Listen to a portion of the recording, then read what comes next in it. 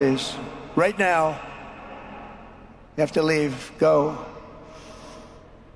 By his own determination and skill, Charlie Kirk built Turning Point from his humble beginnings, the beginnings that nobody believed could ever end up something like this, into a great movement and a juggernaut of American politics. And, you know, we have a massive stadium loaded up with people, but he got tremendous crowds before he had this kind of horrible news and before we had to hear what happened so terribly.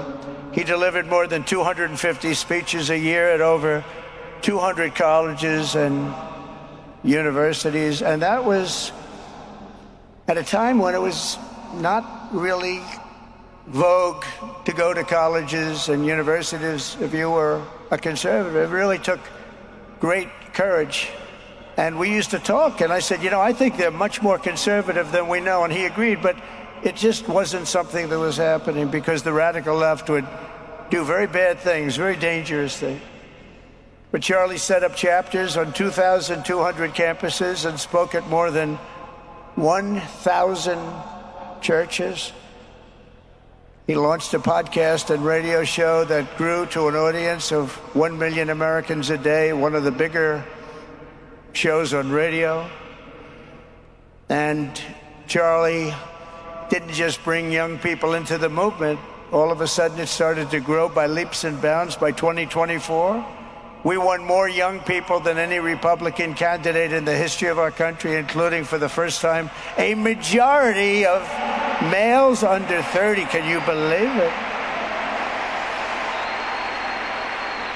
Remember when Republican presidential candidates would get 4%? No, we did unbelievably with young people. And he was a big, big factor. Unbelievable.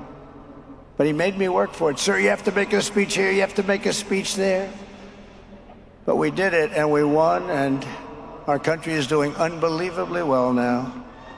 We had a country that was dead 1 year ago, and now we have the hottest country anywhere in the world. And Charlie helped us make it that. One of the great people. But through it all, the core of Charlie's message and his basic method never changed. It never really changed. He stayed the same person also. At every campus event, Charlie asked the people who disagreed with him to come forward, and instead of silencing them, he handed them a microphone and let them speak. And he'd convinced so many of them. It was a pretty amazing thing to watch, actually. Shortly before Charlie arrived on campus, the day he was assassinated, a staff member texted him that there were many critics and students who were opposed to his views, and rather strenuously in the crowd. And that actually made him feel good because he wanted to convince them. He understood. He really did. He understood what was right. And he was right about that. A lot of it was based on common sense, by the way. Charlie wrote back to the staff member saying, I'm not here to fight them. I want to know them and love them, and I want to reach them and try and lead them into a great way of life in our country.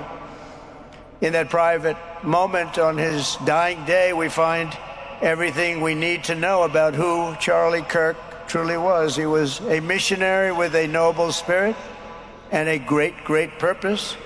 He did not hate his opponents. He wanted the best for them. That's where I disagreed with Charlie. I hate my opponent, and I don't want the best for them. I'm sorry. I am sorry, Erica.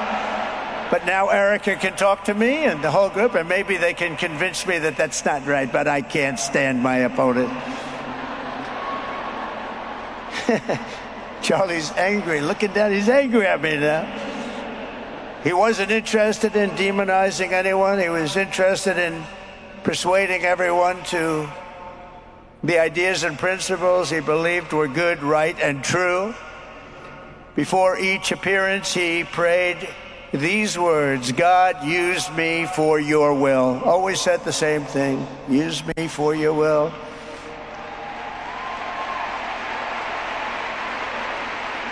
And that is exactly what God did. When you think, that's exactly what he did. the more success Charlie had, and he was getting more and more successful, the more dangerous his mission became. On campuses all over the country, his quest for open dialogue was met with menacing hate. There were bomb threats, pulled fire alarms, and countless rage-filled radicals who tried to shout him down. It was nasty. I used to say, Charlie, this is nasty stuff you're doing. At one event, police had to build barricades to protect students from an angry mob of thugs.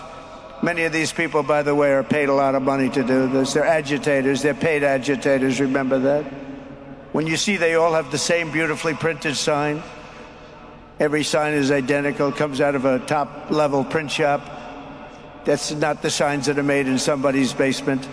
Those are paid for by very bad people, and hopefully we're going to be finding out through the DOJ who those people are.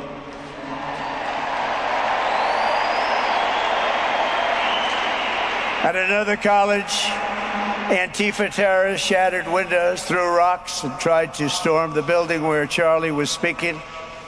It was a really bad one. Often dozens of police officers were needed to prevent left-wing violence. And the violence comes largely from the left.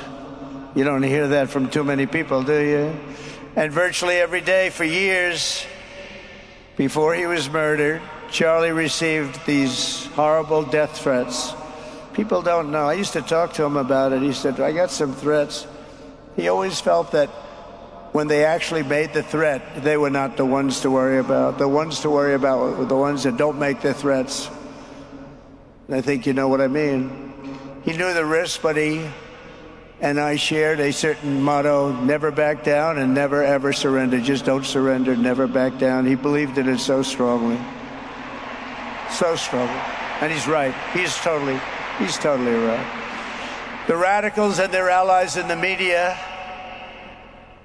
sometimes referred to, as my son said, the fake news media, tried to silence Charlie for a simple reason: because he was winning, and he was winning big. He was taking over college campuses, colleges that had, in theory, only very liberal, or as they like to say, progressive. I call them liberal, but they like to call themselves, because such a beautiful word, progressive. They're the opposite of progressive, if you think about it. But they were really nasty, and he would go into these colleges. All of a sudden, within 2 years, 3 years, they turned into bastions of conservatism. It was really quite amazing to see. They lied about him because they did not want you to listen to him or to learn from him, because what he was talking about and even preaching made so much sense. Everywhere he went, he won the debates, he won the hearts, he won the minds, and yes, he won the elections for people. He helped us, he helped other people. We won the biggest election in the history of our country, I believe.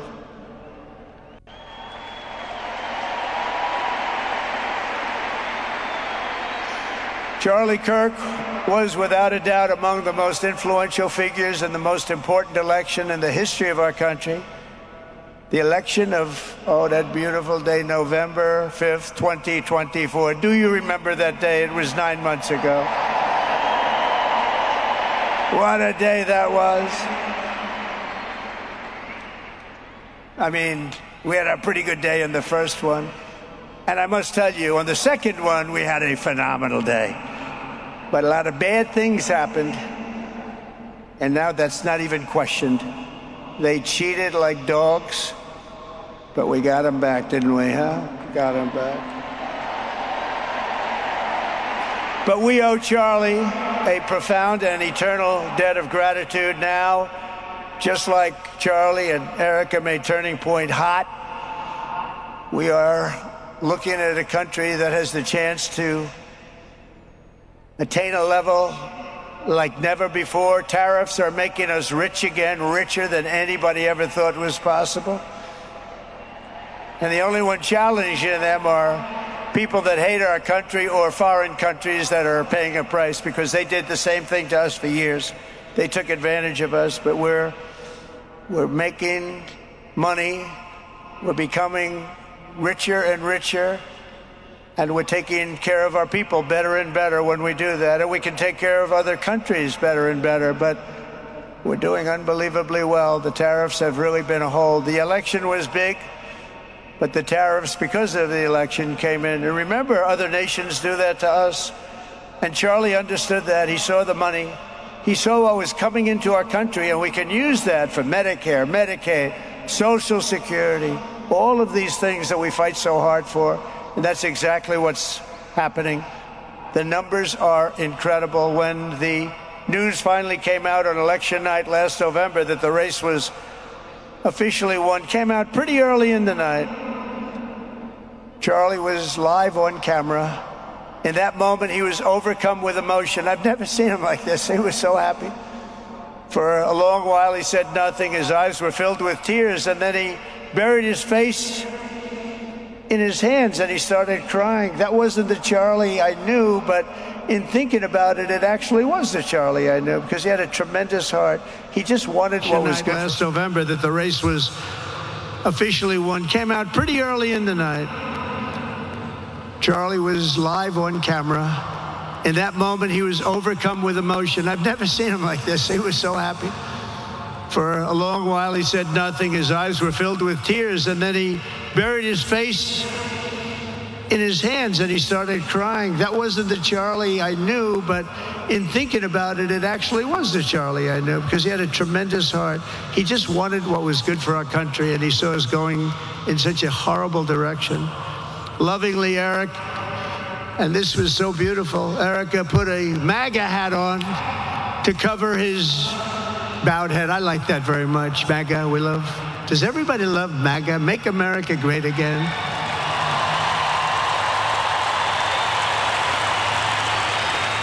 When Joe Biden used to get up, remember the speeches?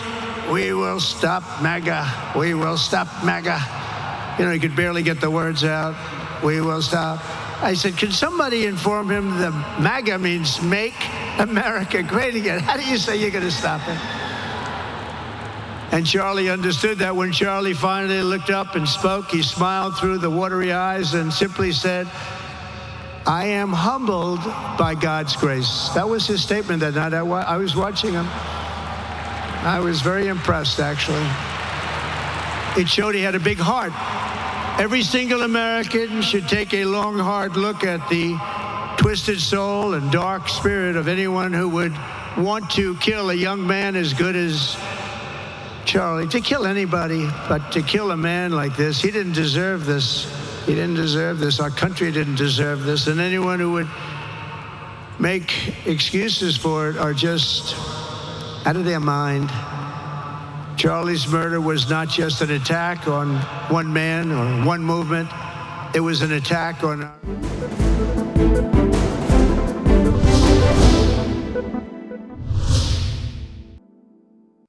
Even cooling with consistent temperatures. Dolan's Premaline, designed for better.